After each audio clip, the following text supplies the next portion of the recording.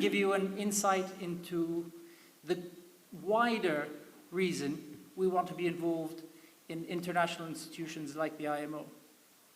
So Saudi Arabia in the last 100 years has been through an incredible developmental process.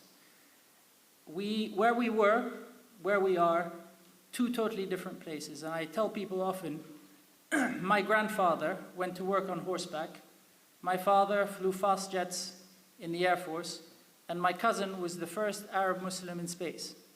So within 3 generations, it shows you where we were and where we are. And my cousin is about 15 years older than me. So the next generation and what they're doing today is really remarkable. The way we moved along this road was very simple. We focused on a very simple principle, which was quality of life.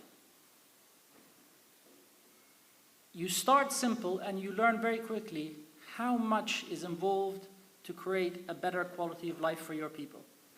100 years ago, it was simple-ish. Much of what you had to do was domestic. Security, stability, local transport, local trade routes, healthcare, education, all the essential things, creating government institutions, basic infrastructure. We managed to do that fairly successfully. The modern world's a very different place. Digital connectivity, information exchange, the way we do things has changed the pace of our lives. It moves very fast, it's very complicated and complex, and it's wide. You cannot fix problems in Saudi without fixing them on the other side of the world as well. You cannot just deal with your own healthcare system. You cannot just deal with your own digital connection, the environment, healthcare. I mean, we just went through the pandemic. We're all discussing climate change. All of these issues are much, much wider than what you can do domestically as a nation. So in order to create quality of life for the Saudi, you need to create quality of life for everyone in Saudi, then everyone around Saudi, and then regionally, and then internationally.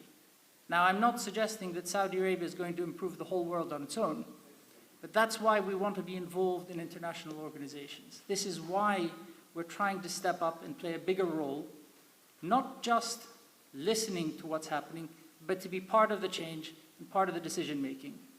We want to make sure that where we take things forward is about what is best for all, not just for some.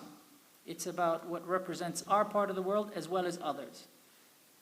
That's the way we developed Saudi thus far, and this is the role we want to play in the international system. Without the international system, all of us fail. And so for all of us to be working on it together is what's important.